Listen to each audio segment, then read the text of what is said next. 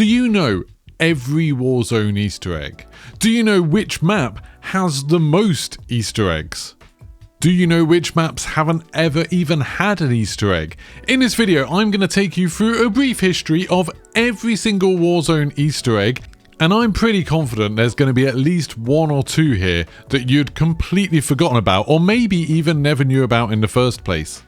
We'll also be able to see which maps had loads of Easter eggs, which map developers seem to absolutely love Easter eggs, and which ones, kind of surprisingly, don't seem to like them at all. If I did miss any, of course, let me know in the comments. Maybe I'll do a part 2 for some of the more obscure ones. But I will say now, as a kind of disclaimer, I've left some out that I don't think are proper Easter eggs. For the most part, with one notable exception, I've left out all of the ones that are specific to events, like the Haunting of Verdansk. There's a bunch of kind of secret little Easter eggs that only appear during those events, and I haven't included all of those. I haven't included any of the secret challenges, which are just things you could do to get like a calling card or something. There were loads of them in Caldera and associated with the events. And I also haven't included a lot of the little interactions that were just kind of one-off things that would get you a little bit of loot. For example, opening the bunkers in Urzikstan when all you had to do was get a keycard, then open any of them. Or the ones to do with the kind of pawn takes pawn know your history event, where you could get the code off the internet and then you could open up any of the bunkers. Or using the coins on the vending machines in Ashika Island, or the ship's horn on Rebirth Island. Those kind of little one-step things I didn't think were worth including on this. But anyway, that's enough of an introduction. Let's get started, and of course don't forget to subscribe. So the first Warzone Easter egg was Bunker 11, and back then I wasn't really a content creator. I was sitting around on the Modern Warzone Discord, and a few of us started noticing that if you interacted with some of the phones that were ringing around the map, you'd be able to hear either a weird little message or sometimes some Morse code. I decided to start getting people organised and made a big spreadsheet so we could start tracking which phones made which messages, and over time a big group of people started working together until eventually we cracked the code and managed to open up Bunker 11. It was a really interesting Easter egg, and I hadn't really seen something like this before in a Battle Royale game. You had to go find a specific phone that would be ringing out of a set of like 10 different phones that would then give you a message in Russian with a load of numbers read in Russian, so you had to understand Russian well enough to be able to understand hearing the different numbers, and some of them were very similar to each other, which made it quite tricky.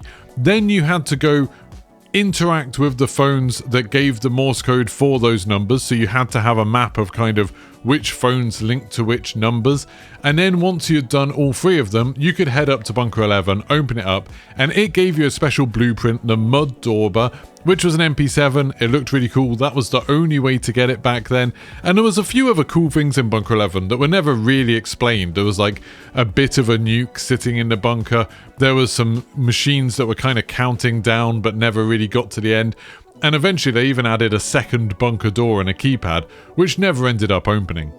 The second Easter egg was quite different. This was the Stadium Easter egg, and basically when Stadium opened up in Season 5, people noticed that there were these little keycards that they would sometimes find. So you could find a group of keycards, and each keycard would open up a different security door.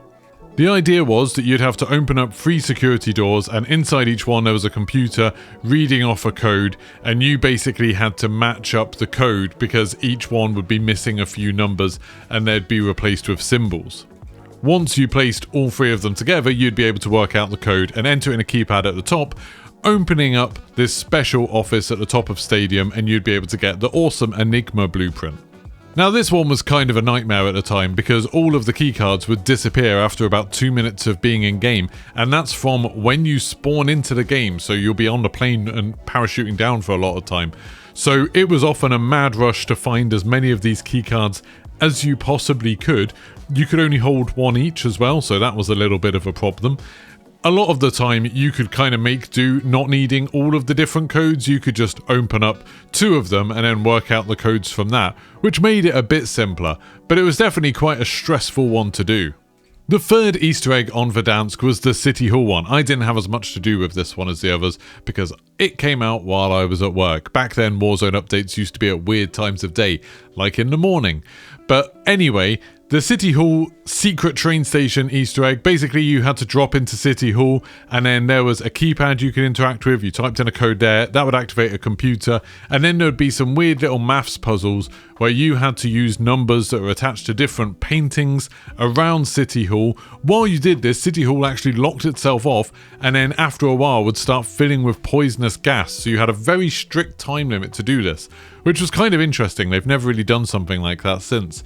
But if you managed to crack the code, then you would be able to go all the way over to a train station up near the kind of airport area, and then you'd be able to interact with a computer there, and that would allow you to call a special train that would take you to a hidden train station where you could get, I think it's called the Firebrand blueprint, and a whole bunch of loot. This was quite a difficult one to do because it involved going to City Hall, doing that whole lockdown that could very easily kill you, and then going all the way over to the airport and then getting on that train before somebody else realised what was going on and managed to call it and just stole it from you.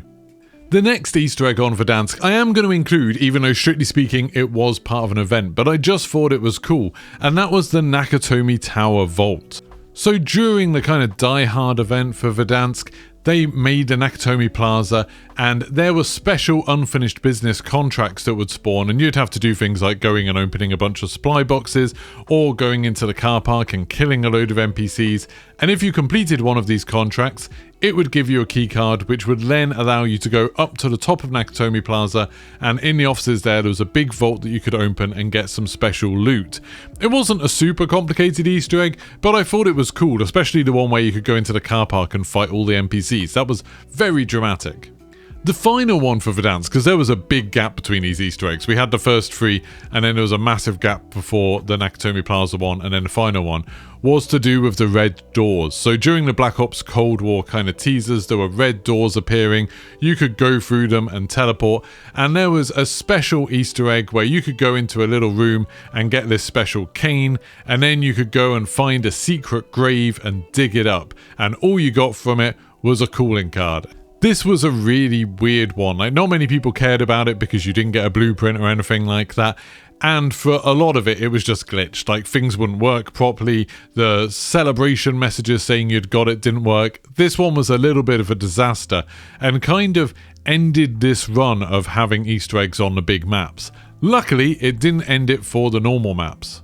But that's it for Verdansk, and that's about 5 Easter eggs, depending on whether you count Nakatomi Plaza or not.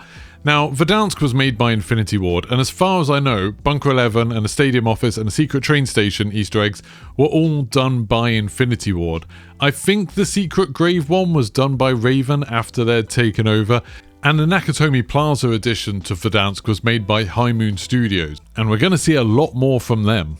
So now we move on to Rebirth Island, the second map that we had for Warzone. This map was made by Beenox, so I assume all of the Easter eggs were also made by Beenox. They're a French studio. They'd previously worked on like porting the Call of Duty games over to PC, but they actually created the version of Rebirth Island that we played in Warzone.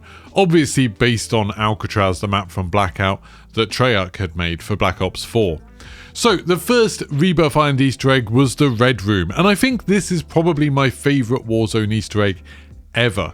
I just absolutely love it. Let me know in the comments below which one was your favourite Easter egg. But for the Red Room, we had to go and find a briefcase that was somewhere around the edge of the map. There were 13 locations for it. At the beginning of the game, you found this briefcase, and scattered around it were 3 photographs. You had to identify the locations in the photographs, go to those places. They would give you a piece of a code, a piece of a sort of numerical code, and then once you'd got the entire code, you could go over to a keypad in headquarters in the basement and open up the Red Room, and inside there you would get the special Red Room Milano, which was an awesome blueprint, and the Milano was really good for a long while, so it was one that you could use a lot. It was really, really cool. The second Rebirth Island Easter egg came when they changed the map up a little bit, they added some bits to it, and they added 3 golden vaults to it. So to open up the golden vaults, you needed a special code, and to do that, you basically had to run around the toilets in prison, interacting with different devices. Once you'd interacted with enough, voice would just start reading out the code that you needed to get into the golden vaults, and then you could go to one of the keypads at one of the 3 golden vaults, and you could type in that code in order to be able to get access to them. They had a bunch of loot in them. At first there was nothing super special, but then after a while they did add a special shield that was like black with like toxic sludge on it that you could have as a blueprint reward from there. Then we also had the special secret keycards in Rebirth Island. So these were 3 different keycards that were kind of dotted around the map. So there were different locations. You could get one by going into biolabs. In the basement you could activate the shower and one would pop out. One was just on a shelf in a building just sitting there, and the idea was that you would take these key cards over to Stronghold or Security, whatever it was called, and there were little lock boxes in there and you could exchange the key card for loot, and you could get some good stuff in there. Like you could get Specialist, you could get loadouts. So it became something that a lot of people just did at the beginning of a game of Rebirth Island. Probably one of the more useful Easter eggs on this list, but this is around where we started seeing the precedent of Easter eggs not giving a blueprint reward and instead giving you something that was useful for that specific game. I guess the idea was that it would encourage more people to do it and more people to repeat it, so lots of people would see the effects of it. But it was a little bit of a shame. I think, at least in terms of my videos, this is when I started seeing people a bit less excited about seeing them, because it was like, oh, well, you don't get anything that you really get to keep. When Rebirth Island came back in the version of Warzone that we have now, there is a new kind of Easter egg. So basically there are some new secret codes that you could get. So one of them's in what used to be Decon, I can't remember what it's called now, where you have to look at the computer and there's some different bars, you have to look at the height of them, and then that gives you a code. There's one where you shoot a box and you get a little key card and you take it to the sort of waterworks room and can open up the top room then. And then there's another one where you have to mess around with a bunch of different valves and mess around with water pressures. If you get all of those codes, then you can go and open up a special cabinet in Decon, sort of back where that computer was. And then you get this DG56 blueprint. It looks kind of cool. It's got like documents and stuff like that on it. And you also get an advanced UAV. So that was 4 separate Easter eggs for Rebirth Island, and I would argue that all 4 of them were a bit more substantial than maybe the last 2 were in Verdansk. Because these were made by Beanox, this means that we're now up to 3 for Infinity Ward, 1 for High Moon Studios with Nakatomi Vault, whether you want to count it or not, 1 for Raven with the Secret Grave, which was definitely the worst Easter egg, and then 4 for Beanox. But now we can turn our attention to Fortune's Keep, which is probably my favourite map in all of Warzone, and this was made by High Moon Studios. So there's a bunch of different Easter eggs on this map, and there's actually 2 different versions of the map. There's the original version, which obviously got taken away, and then we got it back with a big crack down the middle, having a slightly different version of it. The first major Easter egg in Fortune's Keep was the secret vault room. Basically, if you went around Keep, you could find 3 bottles of wine, and if you came back and put them on the big sort of banquet table, it would open up a bookcase which would reveal a little kind of hidden room with a load of gold weapons on the wall. They weren't blueprints, sadly, they were just gold weapons that you could use. The second Easter egg was a special hidden zombie in Warzone that you could summon. So you would go into the graveyard and there were a bunch of candles dotted around. They were in random locations. They spawn in different places. Once you lit all of the candles, then you could go over and interact with a grave in the middle of Gravestone, and a special zombie would spawn and you could kill that zombie to get a reward. The third one was the magic fountain. So this was basically a fountain up near the winery, and if you threw money into it, it would throw other stuff out. So sometimes you could get kill streaks, sometimes you could get weapons, sometimes you'd just get like a stun grenade or something. But it was basically just a little magic fountain for you to play with. Another one which is a bit closer to my heart was the bullseye Easter egg, where if you went and found a throwing knife and you threw it into the bullseye of the dartboard in the pub, that would open up a secret door where you could get some loot. I particularly like this one because when they brought Fortune's Keep back, in DMZ there was actually a note in this room where it said, "Thanks for sharing my secrets, Tom." And you know, I'm the one that found that Easter egg and made a guide for it, and my name's Tom. I did ask High Moon Studios whether that was a reference to me, and they just replied with a heart emoji, so who knows? The final one, and this was a very small one, I didn't know whether to include it, but there were some shovels dotted around the map, and if you picked one up, you could go around and find little piles of sand on the beaches, and you could dig those up in order to get some extra loot, like weapons and things like that. This was particularly useful to regain if you'd been killed. You could sometimes find some good stuff. Then when Fortune's Keep came back out, we had a new golden vault one, so you'd run into the throne room on Keep, and then you needed to go and sit on the throne. I can't remember if you needed to maybe light the torches on either side of it first, but anyway, you sat on the throne, and that would create a sort of stone staircase that would end up dropping down and kind of giving you access to a new area. If you ran down there, there'd be a big door at the end of a vault room. You needed to throw something with fire onto that door. That would show you a pattern which would let you know which of these little torches on the wall you needed to light up. Then once you had all the torches lit up properly, you could stand on a little panel on the floor.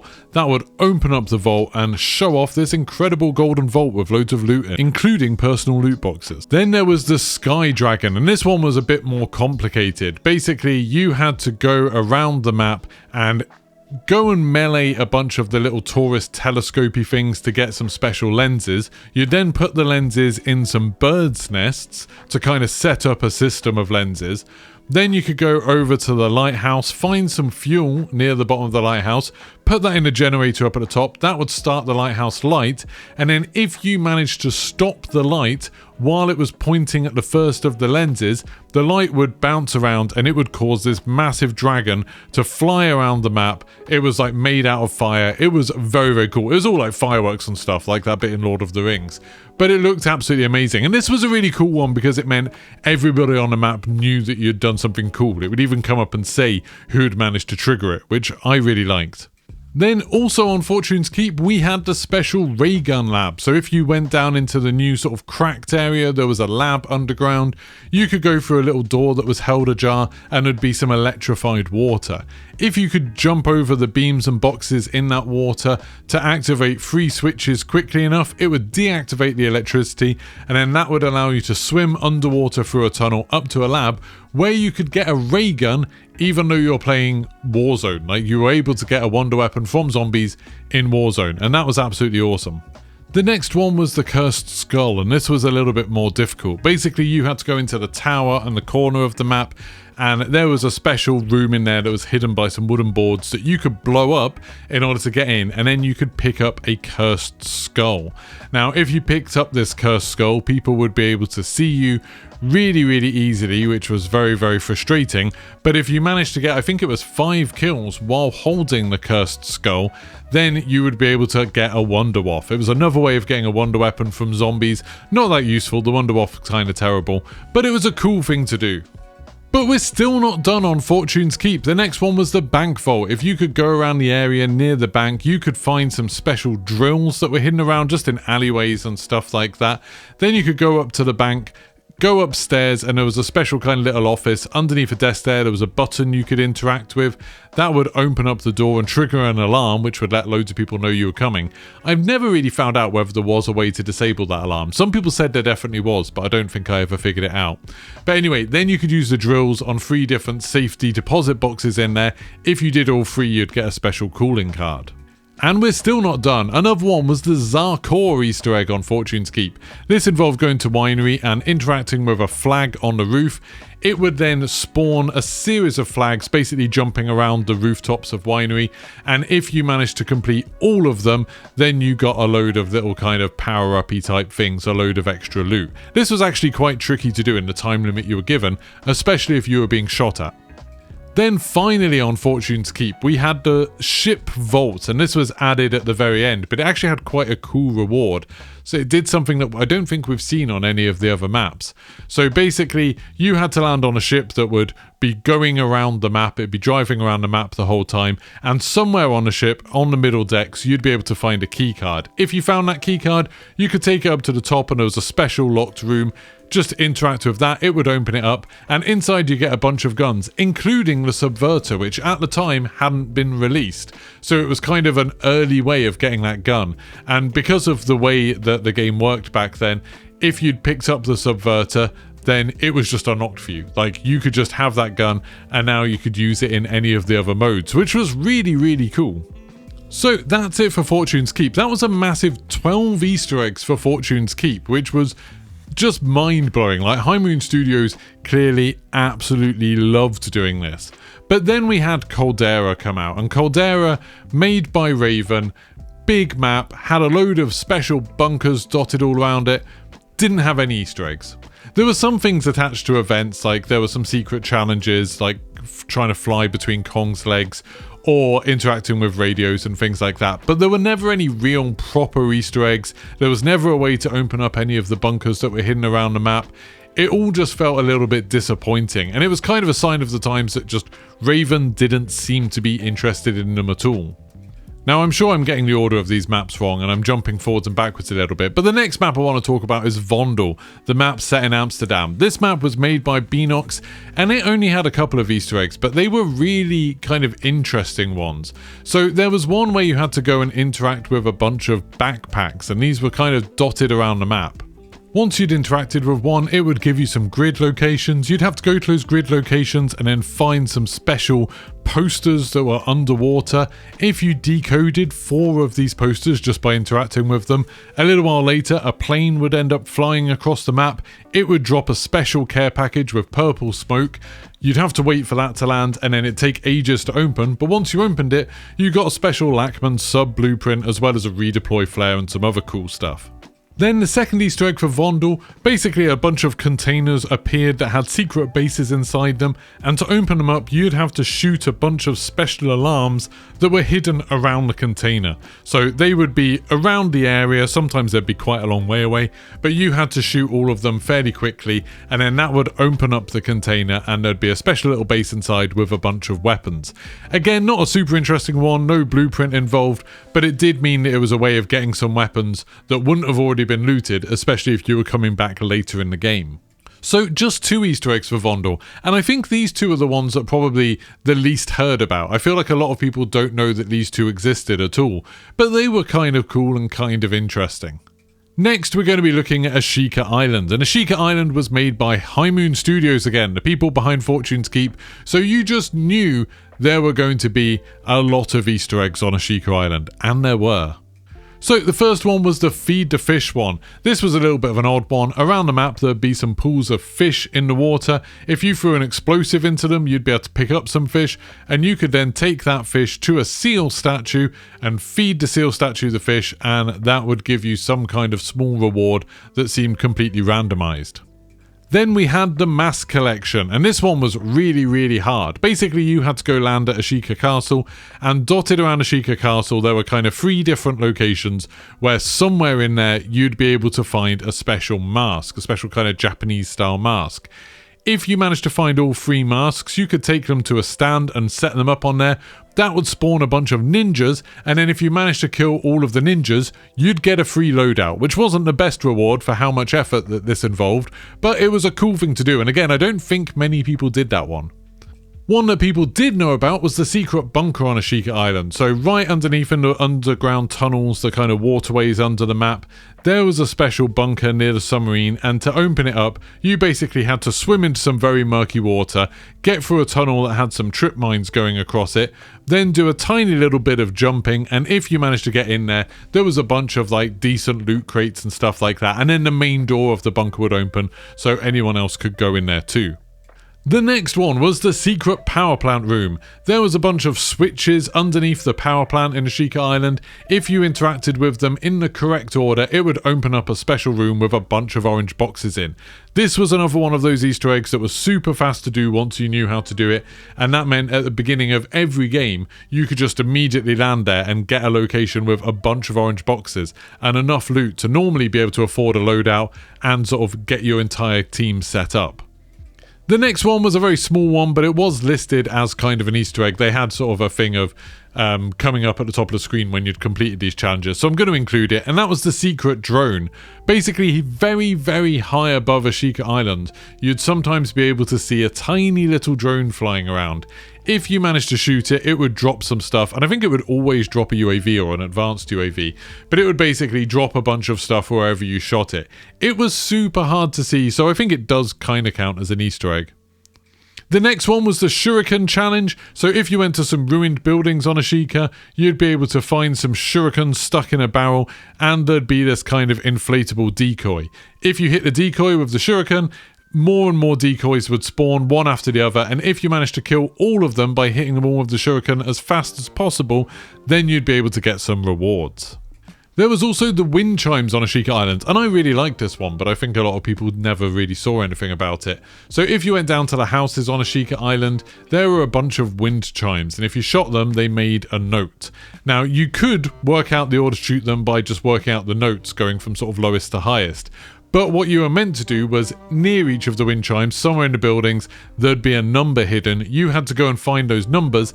That would tell you the order that you had to shoot the wind chimes, and then that would get you the reward if you shot all of them. It would like drop a care package for you. Then the final one for Ashika Island were the secret radios. Basically, there were some radios on the map, like there's one in Power Plant, and if you interacted with them, sometimes they give you a message telling you to go somewhere else. You could go over there and there'd be another radio telling you to go somewhere else. Go over there, find another radio telling you to go somewhere, and then there'd be a safe that you can open up, and that would kick out a bunch of loot, including a loadout drop marker. Again, this was one of those Easter eggs that came out a while after the map came out, I think, and a lot of people never really heard about it. But that is 8 Easter eggs for Ashika Island. Like, Ashika Island had a bunch, Fortune's Keep had a bunch, High Moon Studios clearly really enjoy putting Easter eggs in their map, and I love solving them and I love doing them. So I'm always super excited whenever there's anything to do with High Moon Studios. Now, the next map I want to talk about is Al Mazrah, and Al Mazrah only really had one Easter egg. Again, a real shame because it was such a big one. They did have some in the Haunting of Al Mazrah. There were some special Halloween-related Easter eggs and challenges, some cool things, like being able to be friends with the mummy. That was really cool. But the only real main Easter egg was after the event where we got to blow up the observatory. You could actually trigger the observatory attack in normal games by doing an Easter egg, and basically it just involved going to each of the missile sites and then activating the missile sites. If you interacted with, I think, 3 of them, then that would be enough to fire a bunch of missiles. That would blow up observatory and then open up the underground bunkers where there was a bunch of loot, which was really cool. This was fairly short-lived because after a while they just had observatory open all the time, so then you could just go down there without having to do any of this. But for the time that it was there, it was actually really cool because it was another one of these where everybody on the map could see that you'd done something. Like, it was a cool, surprising thing, a little bit complicated to do just in terms of knowing where you had to go and hitting 3 locations at the same time in the game, but I thought it was really, really cool. That one was by Infinity Ward. They made Al Mazrah, so one of the rare modern Infinity Ward Easter eggs. Then we get onto Urzikstan. So Urzikstan, the Warzone map we've got now, there's been kind of 2 Easter eggs on this map, and I kind of hate both of them. So the first one was the drone parts Easter egg, and basically dotted around the map and the entire map, because the map is really big, there's a lot of drone parts, and you need lots of different pieces. So you need like each wing of the drone, there's a left wing and a right wing, you need a battery pack, you need the body of the drone. You need to go and find these, and if you find them, you can go over to a place near Mansion and interact with a space where the drone can be built on the side, and you can slowly build this drone up. The problem is, when this Easter egg first came out, these drone parts would, again, like the stadium keycards, disappear after 2 minutes. That meant you did not have very long to find them. Luckily, progress on building the drone actually carried on between games, so you didn't have to do all of this in one game. But once you finally did put all of the drone parts together, finding them all was an absolute nightmare because it was completely random whether they would be in those locations in your game or not. Once you finally managed to build a drone, it would fly up, and basically it gave you a permanent UAV, albeit one that could be very easily shot down by people because it just appeared like a normal recon drone. So of course people would just shoot it down immediately, and then if you wanted it back, you have to do the whole Easter egg again. So That sucked. I literally did it once and I've never tried doing it again because I hated it with a passion. The final Urzikstan one, at least so far, was Bunker 13. So when they started opening up all the different bunkers in Urzikstan, most of them you could just open up by completing a challenge, getting a keycard, and then opening up the bunker. Some of the bunkers actually had this green goo in the back and they would make a sort of flickering number on the wall. You could use this number in order to go to the area underneath power plant to get into a secret bunker there. But that was quite a lot of work, like completing a challenge, getting into another bunker, finding the code from the bunker, then going over to power plant and then opening up that one. That was a lot of work. There was a much easier way to do it where you could just go in an underwater tunnel and swim all the way into Bunker 13, which meant there was never really any reason to doing this Easter egg. I did it once just because I wanted to do it and, you know, we wanted to show it off on a video. But once we realised that you could just swim there in a tunnel, it made the entire thing completely pointless. Those two Easter eggs were by Raven, as far as I can tell. I think they made Urzikstan. They were the ones developing Urzikstan. And yeah, they're not the best Easter eggs. And now the final map we have for Warzone is Area 99. This one's made by Treyarch, the first time they've made a Warzone map. And as far as I know, there are no Easter eggs on Area 99. I thought there might be some when it first launched. There's lots of mannequins around. It's kind of interesting. There's lots of posters of that little mascot thing, Archie Atom or whatever he's called. There's a bunch of stuff that looked kind of interesting. But as far as I know, nobody has actually found a proper Easter egg on Area 99. So that's kind of sad.